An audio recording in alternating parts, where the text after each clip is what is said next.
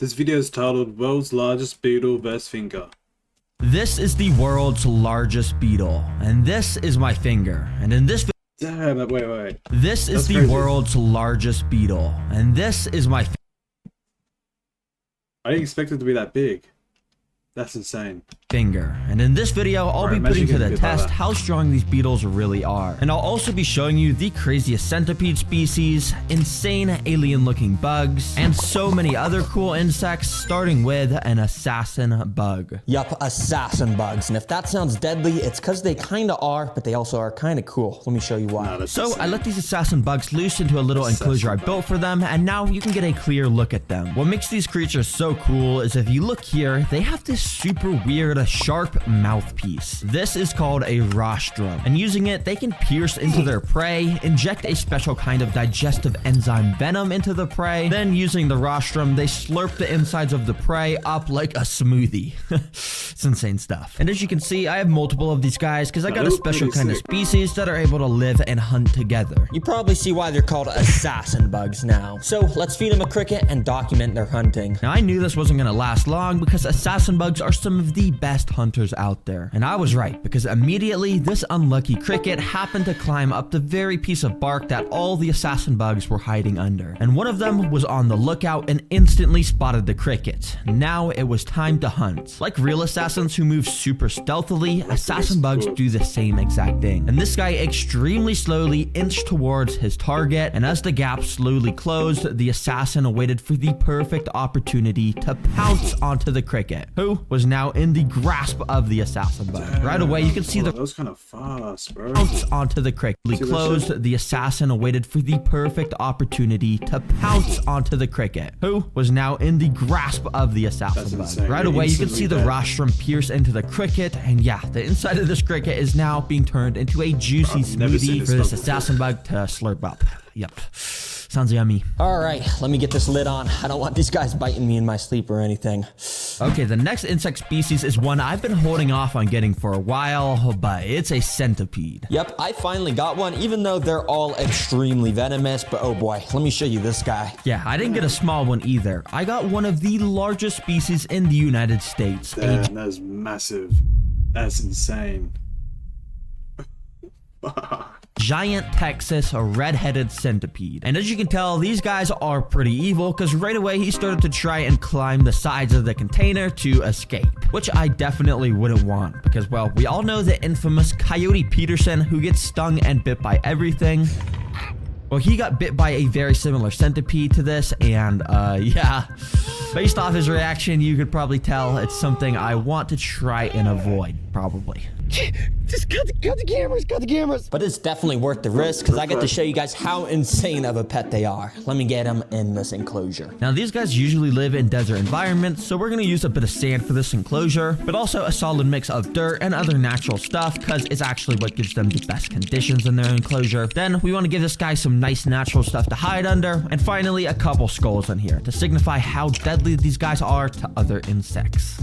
All right, let's get this centipede in the enclosure. And please don't bite me too. That would be much appreciated. But, oh, he's just gonna go crawl out. Oh, it's actually pretty gentle. Go on. Yep, go crawl out. Go on. Yep, just like that.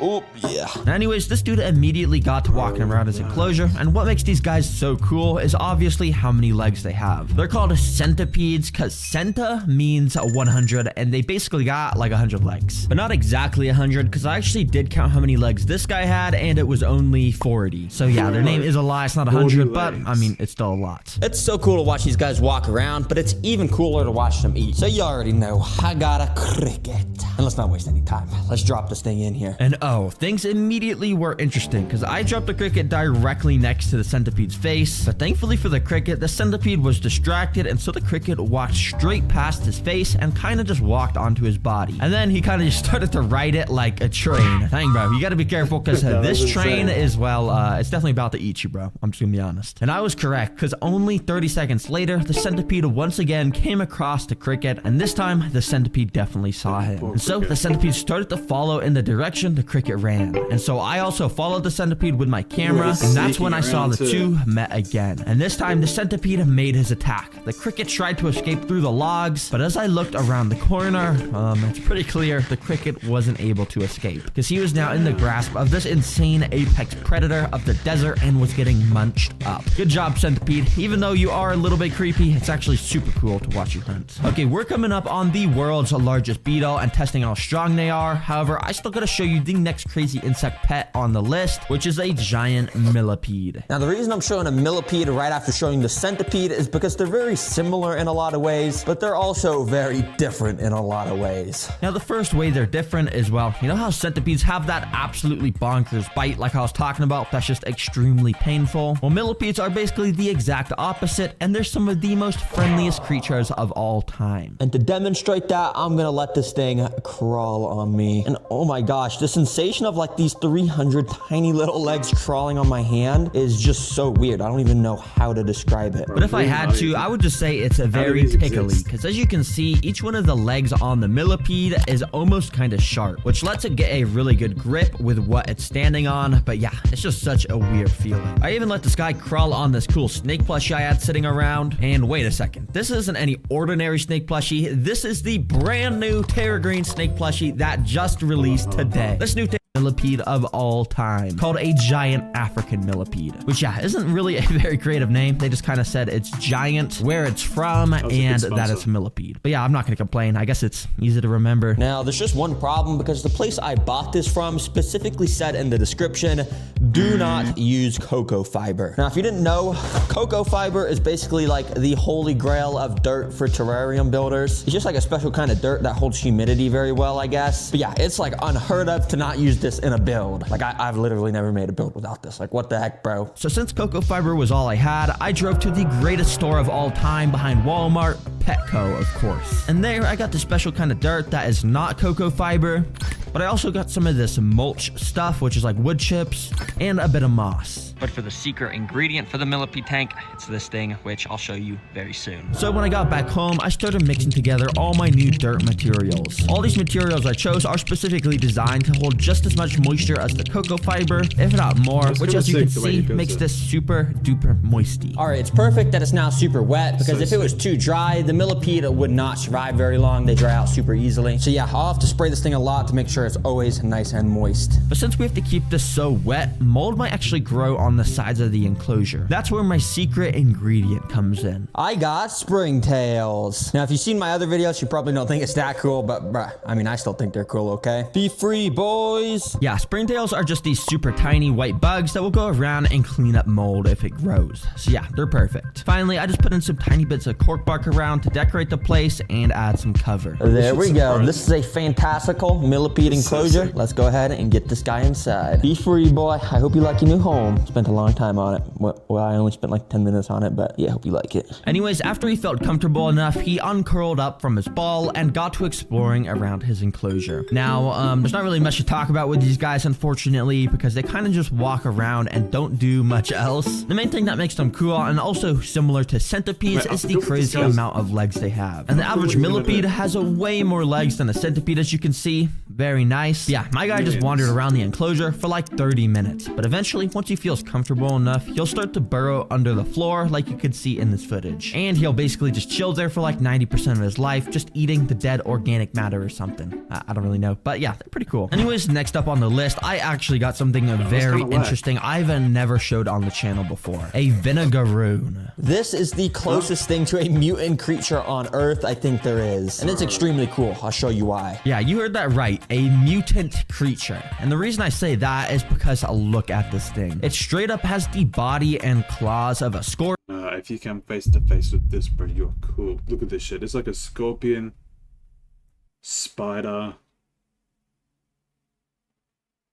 Oh, bro.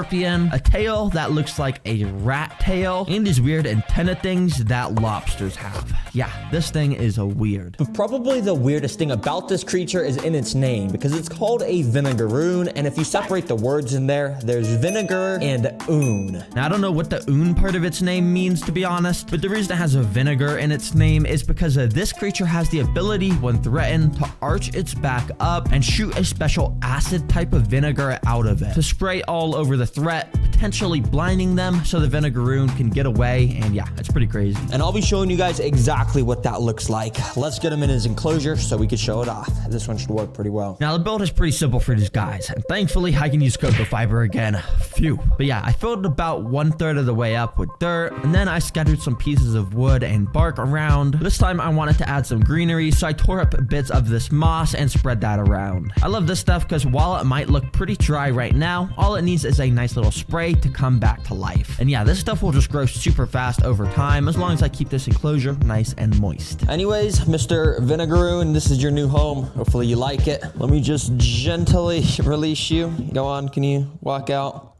Ooh. Oh, sorry. Oh, sorry. And yeah, immediately after putting this dude inside, he ran straight up to the glass to get a nice little drink of water off the droplets sitting there. It's pretty cool to see him using his claws to shovel the drops of water into his mouth. So yeah, dang, I guess he was pretty thirsty. Oh yeah, bro, I almost forgot. Let me get a water dish in there. Dude, that guy was thirsty. He instantly went and tried to get some water, so I'm just gonna go put that one nice in the corner. So yeah, I filled that up with a bit of water. With creatures like vinegaroons, you want to make sure their water dishes are very shallow, because they're not super smart. If their water dish was too deep, they might fall in and drown. So yeah. But anyways, my guy was having a lot of fun exploring around his new enclosure. All right, now I want to check out if this guy's gonna try and eat. Maybe he'll even shoot his acid, I don't know, but they are nocturnal, so yeah, I mean, he might not even eat at all. But you already know, I got a little cricket. Crickets love me, obviously. Let's drop this guy in.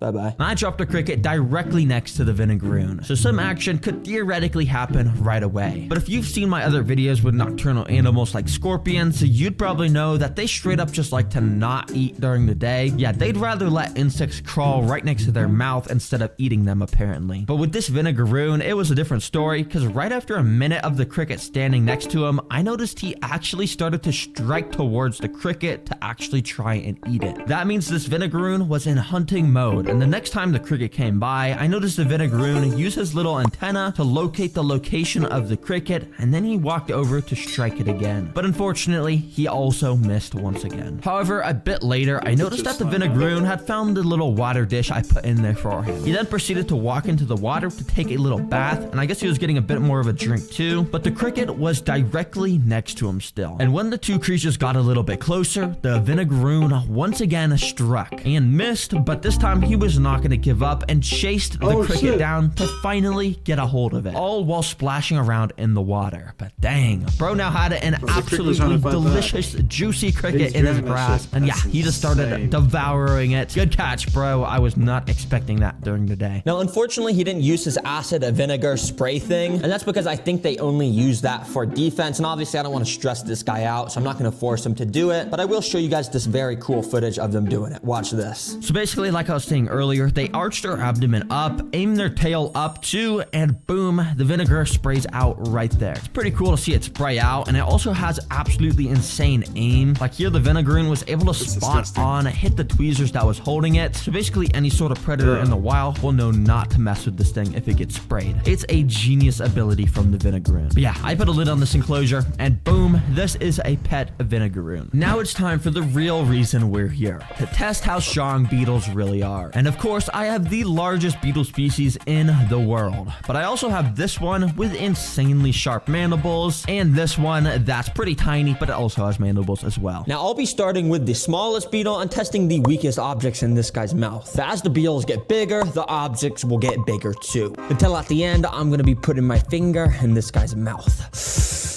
Thankfully though, I get to start with this little guy.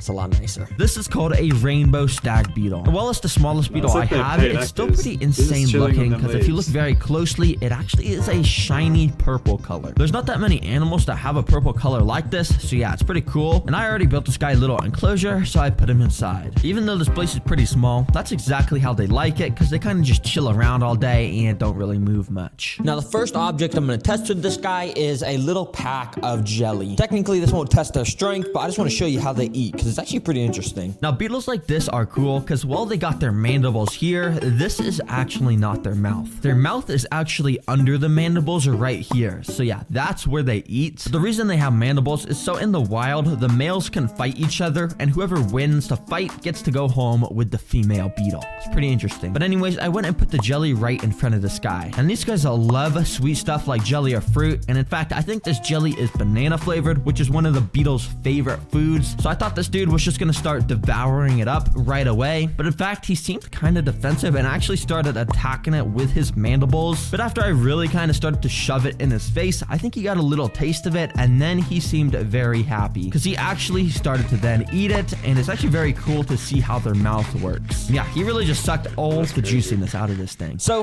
let's close this for now, and let's actually go and get out our second beetle, which is this guy. And he has way bigger mandibles. This is called a giraffe stag beetle. So yeah, this is also a stag beetle like the one before, but a slightly different version with these way larger mandibles that, if you actually look at them, are also way sharper. And yeah, they should be able to easily crush stuff way stronger than the previous beetle. And of course, There's I already no way got you're this putting dude's your finger enclosure up. built, so I put him in as Through that well. other All right, now for the object for this guy to crush, I've got a little piece of cardboard. Oh, also, I'm going to take the beetle out of the enclosure Right for this for you, experiment. Let's go. So I didn't waste any time, and I just went and put this piece of cardboard in this dude's mandibles. And he sort of started to close his mandibles on it, but I'm not gonna lie, it was a kind of lackluster effort. I even tried putting it in at different angles to see if he could actually crush it, but yeah, he wasn't really doing a good job. So I decided to give him an easier object to crush, a paper towel. Surely he could at least make a hole through this with his insanely sharp mandibles. But yet again, even after putting it right at the super sharp part,